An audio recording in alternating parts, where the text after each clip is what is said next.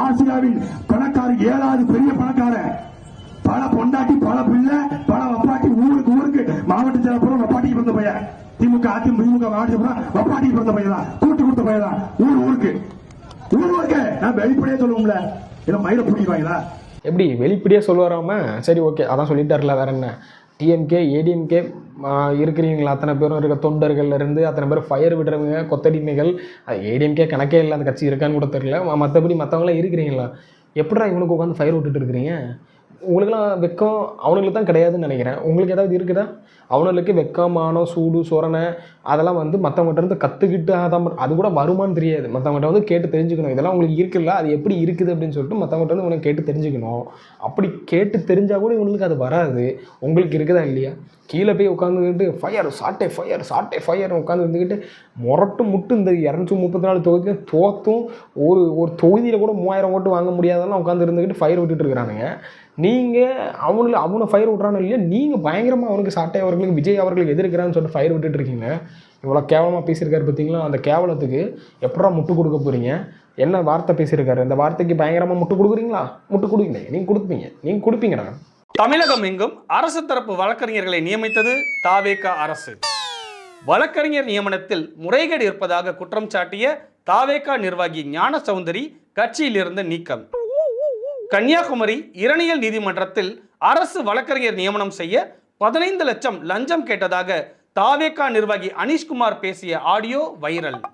கடைசி வரைக்கும் சொல்கிறேன், அந்த மஞ்சப்பொடி என்ன பண்ணுதுன்னா அவன் சுய லாபத்துக்கு மட்டும்தான் அவனால் பண்ண முடியும். நான் சொல்கிறேண்ணே, இவனு 8 நாளாக மாற்றுற மாதிரி 4 0 ஆக்காமல் ஒழிய மாட்டான். நான் ஒன்றே ஒன்று சொல்கிறேங்க, இவனோட முக்கிய பிளானே என்னென்னா சீமான் அவர்களை முழுக்க இந்த கட்சியை விட்டு நீக்கணும். அவரும் ஒரு பொய் தான், அவரும் ஒரு ஆகாவலி தான். அதனால் வந்து நான் சொல்கிறேன்னா சீமான் அவர்களை டோட்டலாக காலி பண்ணணும். அதுக்கு என்ன பண்ணணும்? சாட்டை அவர்கள் தான் ஓங்கி நிற்கணும். இப்போ என்ன பண்ணிகிட்டு இருக்காருன்னா அந்த கட்சியை என்ன பண்ணணும் அப்படின்னா சீமான் அவர்களுக்கு பின்னாடி இருக்க அந்த பேக்ரவுண்டை டோட்டலாக காலி பண்ணணும். அப்படி காலி பண்ணிவிட்டு சாட்டை துறைமுருகன் அந்த இடத்துக்கு வந்துட்டார் அப்படின்னா கட்சி டேக் ஓவர். அதுக்கப்புறம் என்ன பண்ண முடியும்? திறநிதி தான் வாங்க முடியும். திறநிதி எடுத்தானே கட்சி நடத்துகிறானுங்க. அப்படி தானே சாட்டை மாமா, மஞ்சப்படி மாமா அதானே பண்ணுறீங்க. அப்போ என்ன பண்ணணும்? திறநிதி யாருக்கு போகுது? சாட்டை முதல்ல சீமான் அவர்களுக்கு தானே போகும். அதுக்கப்புறம் தானே உங்களுக்குலாம் வரும். எங்கே பங்கு பிரிக்கிறத சொல்லலை, அவங்களுக்குலாம் அந்த மேடை பேரானது பொதுக்கூட்டத்துக்கு சீமான் அவர்கள் தானே காசு கொடுக்க போகிறாரு. அதை சொல்கிறேன். தின்னுட்டாங்கன்னு நான் சொல்லுவேங்க. ஆதாரம் இல்லாமல் எதுவும் பேசக்கூடாது. தேநீர் கூட அருந்த மாட்டாங்க. அப்படிப்பட்டவங்க நம்ம தின்னுட்டான்னு சொல்ல முடியுமா?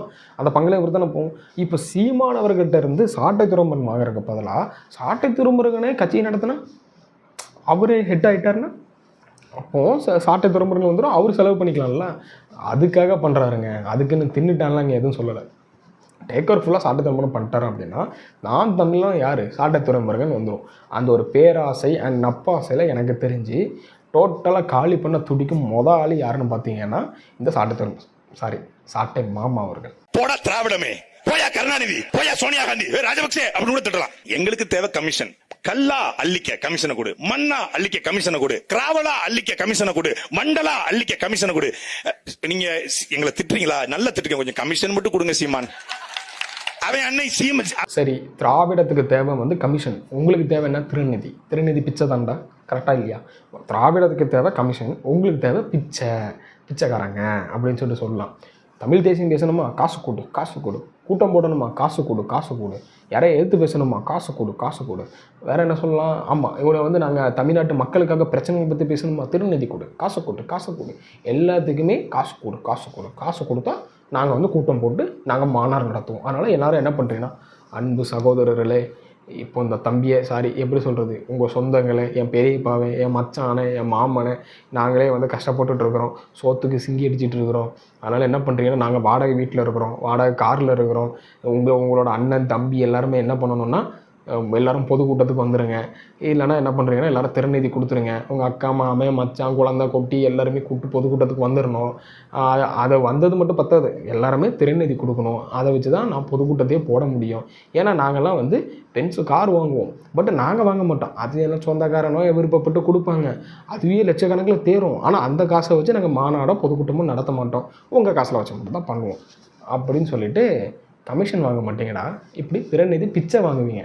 பெருமக்கள் செவிலியர்கள் எந்த இதுக்கும் போக முடியல. எல்லாத்துலயும் போய் நின்னதுனால என்னன்னு நம்ம வந்து எம்எல்ஏ ஆனாலோ மந்திரி ஆனாலோ அடுத்து அதுதானே நீங்க சொல்லக்கூடிய கொள்கைகளை அமல்படுத்துற இடம்.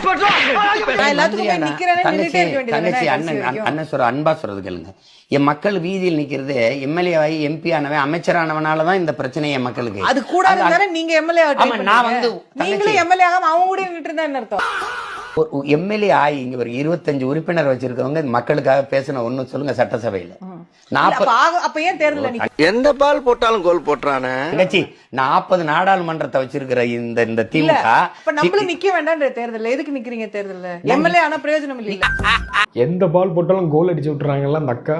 அதாவது எம்எல்ஏ எம்பியால தான் நம்ம நடுத்தருவில் நிற்கணும்னு சொல்லிட்டு அண்ணன் சொல்றாரு. சரி, அப்போ அண்ணன் எதுக்கு எலெக்ஷன் நிற்கிறாங்க? அக்கா கரெக்டாக தானே கேட்டாங்க. இப்போ நானும் அதே கேள்வி கேட்குறேன். எம்எல்ஏ ஆகிறதுக்கு உங்களுக்கு ஆகிறதுக்கு நீங்கள் எலெக்ஷன் நிற்கிறேன்னா அப்போ எதுக்கு நீங்கள் நிற்கிறீங்க? 15 வருஷமா டெபாசிட் எப்படி நம்ம டெபாசிட் வாங்காமல் தோக்கணும்னு சொல்லிட்டு சொல்லிக் கொடுக்குறேன்னு நிற்கிறீங்களா? 15 வருஷமாக ஒரு இடத்துல கூட எப்படி ஜெயிக்காமல் கட்சி நடத்தணும்னு சொல்லிக் கொடுக்குறீங்களா? 15 வருஷமாக ஒரு தொகுதியில் 10,000 ஓட்டை கூட தாண்டாமல் எப்படி நம்ம தோக்கணும்னு சொல்லிட்டு சொல்லிக் கொடுக்குறீங்களா? 15 வருஷமாக ஒருத்தன் வந்து பயிற்சி மட்டுமே எடுக்கிறது எப்படின்னு சொல்லிட்டு சொல்லி கொடுத்துட்டு இருக்கிறீங்களா? ஒரு நாள் சிக்கிச்சு செத்துச்சு அப்படின்னு சொல்லிட்டு சொல்லிக்கிட்டு இருக்கீங்களா? என்றைக்கு தாண்டா உங்கள் கையில் சிக்கும் அப்படின்னு சொல்லிட்டு நானே எதிர்பார்த்துட்டு தான் இருக்கிறேன். ஒரு தொகுதி ஜெயிக்கிறதுக்கு வக்கு கிடையாது, ஒரு தொகுதியில் டெபாசிட் வாங்க துப்பு கிடையாது, வாய்க்கு மட்டும் உங்களுக்கு குறைச்சல் கிடையாதுடா. தடுப்பு சட்டத்தில் ஆயுதத்தை வச்சிருக்காங்க, செலக்டிங் பூச்சி வச்சிருக்காங்க, குண்டு வச்சிருக்காங்க. ஐயா சொன்ன மாதிரி நக்கிருங்க வாழ போட்டதுக்கு பதிலா இந்த தாயோலியில் அவ்வளவு பேரையும் பிடிச்சி அரெஸ்ட் பண்ணி உள்ள கொண்டு சாமி எல்லாம் அரெஸ்ட் பண்ணி போடணும் இல்ல. நீங்க யாரா வச்சிருக்கிறீங்க வேலாயுதம் சூழாயுதம்னா? எங்க அம்மா ஒரு கோபத்துல ஒரு குச்சியை கம்பெடுத்துட்டு போனா கூட ஒரு அருவாளை தூக்கிட்டு ஓடுங்க. நம்ம பெத்த மைனே ஐயா வேணாம்டா ராசா அருங்குல பெருங்குல விழுந்துருமா எதுக்கடா அம்புன்னு அருவாளை படிச்சு கொண்டு அடுக்கு பானைகளை ஒழிச்சிருங்க. என்னை பெத்த ஆத்தா படிக்காத பாமரச்சி என்னமோ இந்த பூமி தாயோட பொறுமையானவ சக்தி மாதாங்கிறானே சிவருமா முண்டாட்டி, அவன் பெரியவங்கிறாங்களே, அவ பொறுமையின் சிகரம்ங்கிறாங்களே, அகில உலகத்தின் காத்து இருக்கிற லோக மாதாங்கிறாங்களே, அவ அசுரனை முருகனை இவ படைச்சா, ஒன்னே என்னைய படைச்சா, அவ படைச்சா. அசுரனை யார் படைச்சா? அவதான படைச்சா. அவனை போய் அன்பால் திருத்தி வாடா, அன்பால அவனை வசப்படுத்தி வாடா, அன்பால அவனை மனித நல்லவனாக்கி விட்டு வாடா என் மகனே முருகா செந்திலாண்டவா அப்படின்னு சொல்லியிருக்கணுமா இல்லையா? அவ கையில ஒரு வேலை கொடுத்து இது பெரிய சக்தி வேல், இது ரொம்ப பலம் வாய்ந்தது, இதை வச்சு அவனை அழித்து வாடான்னு சொன்னது யாரு? முதல்ல வன்முறையை தூண்டினது உங்க கடவுள் தாண்டா. அந்த வக்கிரமும் அந்த இதுவும் எங்களுக்குள்ள அறியாத எங்க பாமரனுக்குள்ள எப்படி ஸ்பீச் சூப்பராக இருந்துச்சா? அண்ணன் பேசுனதுக்கு ஃபயர் விட்டுருவோமா? ஏண்டா வெக்கமே கிடையாதுண்ணா உங்களுக்கு. இவர் பின்னாடி நீங்கள் போய் இருந்துக்கிட்டு ஃபயர் விட்டுட்டு இருக்கீங்க. எவ்வளோ கீழ்த்தரமாக எவ்வளோ கேவலமானது. பேரை பார்த்தீங்களா? செந்தமிழ் சீமான்னு சொல்லிட்டு போடுறீங்க. அந்த செந்தமிழை பார்த்துட்டிங்களா? செந்தமிழ் வார்த்தையில் வந்து இந்த சாட்டை மாமாவையும் இந்த சீமான் அவர்களையும் எடுத்துக்கிட்டிங்கன்னா உங்கள் வாயிலேருந்து வர்ற வார்த்தையெல்லாம் பார்த்தீங்களா? செந்தமிழ் எடுத்துக்கலாமா? இவங்க பேசுகிற வார்த்தையெல்லாம் செந்தமிழ் வார்த்தைன்னு சேர்த்துக்கலாமா? இதான் செந்தமிழா? ஏண்டா கேவலம் கிடையாது, வெக்கம் கிடையாது, சூடு சொர்ணம் கிடையாது, என்னென்னலாம் பேசி வச்சுருக்காங்க முன்னாடி தெரியுமா? அவ்வளோ கேவலமாகவும் அவ்வளோ கீழ்த்தனமாக உட்காந்து பேசியிருக்கானுங்க. இவங்களுக்கு உட்காந்து நீங்கள் ஃபயர் விட்டுட்டு இருக்கிறீங்க. பேர் செந்தமிழ் சீமான். உண்மையாக இருக்கிறவன் தான் பேரை மறைக்கக்கூடாதுடா. செபஸ்டியன் சைமன் வச்சுருக்கணும். சைமன் தானே உங்கள் பேர், அந்த சைமன் பேரை தான் நீங்கள் வச்சுருக்கணும். ஆனால் நீங்கள் ஏன் செந்தமிழ் சீமான் பார்த்துறீங்க? அரசியல் ஆதாயம், அரசியலுக்காக தன் பேர் அப்பா வச்ச பேரை மாற்றின பெருமை வந்து இவருக்கு தான் சேரும். இந்த உலகத்திலேயே ஒருத்தன் அரசியலுக்காக பேரை மாற்றினது யாருன்னு பார்த்தீங்கன்னா சீமான் அவர்களை மட்டும் தான் இருக்க முடியும்னு நினைக்கிறேன். இவர் மட்டும் தான் இருப்பார் இந்த உலகம். யூனிவர்ஸில் இவர் மட்டும் தான் இருப்பார். யூனிவர்ஸில் வேறு யாராவது நம்மளே மாதிரி இருக்கிறான்னா அந்த யூனிவர்ஸில் சீமான் அவர்கள் பேரை சைமன் என்ற பேரை வந்து சீமான் மாற்றினா இவர் மட்டும் தான் இருப்பார். அப்பன் பேரை மாற்றினது. அவ்வளோ கேவலமாக பேசுகிறாரு. இவ்வளோ கேவலமாக பேசுவார். அதே நேரத்தில் பார்த்தீங்கன்னா என் முருகன் முப்பாட்டன்னு சொல்லுவார். இப்படி மாற்றி மாற்றி பேசுகிறதான் வேலை பிடிச்சிட்டு போவார். அரசியலுக்காக உட்காந்துட்டு நாடகம் நடிக்கிறதுல 1ஆம் நம்பர் கேடி யாருன்னு பார்த்தீங்கன்னா இவரை சொல்லலாம். அவ்வளோ கேவலமாக உட்காந்து பேசியிருக்காரு.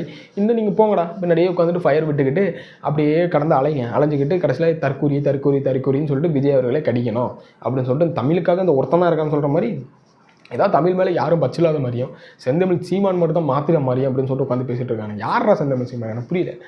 என்ன தமிழ்நாட்டு மக்களுக்காக நீங்கள் என்ன கிழிச்சிட்டீங்க? நான் கேட்குறேன். ஒரு போராட்டம்டா நீங்கள் முன்னெடுத்து நடத்தின ஒரு போராட்டம் எதாவது சக்ஸஸ் ஆகிருக்கா? இல்லை போராட்டம் தான் நடத்திருக்கீங்களா? நீங்கள் ஆல்ரெடி யாராவது போராட்டம் பண்ணிகிட்ருப்பாங்க. அந்த போராட்டத்தை நீங்கள் கையில் எடுத்துகிட்டு அதை வச்சு நீங்கள் அரசியல் ஆதாயம் தேடிட்டு இருப்பீங்க. கரெக்டாக இருக்கும்னு நினைக்கிறேன். ஏன்னா இவங்க நல்லா நோட் பண்ணிங்கன்னா இவங்க ஆல்ரெடி ஏதாவது போராட்டம் நடந்துகிட்டு இருக்கும். அந்த போராட்டத்துக்கு போய் இவங்க போய் ஸ்கோர் பண்ணிட்டு வந்துடுவாங்க. இதான் நடந்துகிட்ருக்கும். இவங்களாம் ஒரு முன்னெடுத்து ஒரு தொழிற்சாலையோ இந்த தொழிற்சாலை அங்கே அது வருது இது வருது தாமிரபரணி ஆரக்கானும் காவேரி ஆரக்கானும் அப்படி இப்படி உட்காந்து பேசுகிறாங்களா? இவங்கெல்லாம் ஏதோ ஒரு இடத்துல தொழிற்சாலை முன்னாடி இருந்து இது எனக்கு வேணாங்க தேவையே இல்லைன்னு சொல்லிட்டு இவங்க வந்து என்றைக்காக உட்காந்துருக்காங்களா? அதை பண்ணவே மாட்டாங்க. நீங்கள் போய் உட்காந்து மக்கள் போராடிட்டு இருக்காங்கன்னா அந்த இடத்துல போய் இருந்துட்டு குரல் கொடுக்குற மாதிரி பெய்ய அந்த இடத்துல ஸ்கோர் பண்ணிட்டு வருவானுங்க. ஆனால் இவனும் எதுவுமே பண்ண மாட்டானுங்க. இங்கே இருந்துக்கிட்டு கடைசி வரைக்கும் இருந்துக்கிட்டு இப்படியே இந்த ஊர் டீம் மிரட்டி அதுக்கப்புறம் அந்த வந்தது போனதை உட்காந்து பேசிக்கிட்டு அடுத்தவனை கடிச்சிக்கிட்டு அடுத்தவன் மேலே அவதூறு பரப்பிட்டு அடுத்தவன் மேலே இருந்துக்கிட்டு மானங்கிட்டு அதை திரிகிறது மட்டும்தான் இந்த நாம் தமிழர் கட்சியோட சேர்ந்த வேலையாகவே இருக்குது. திருந்துங்கடா, இல்லைனா முழுக்க முழுக்க திருத்தப்படுவீங்க.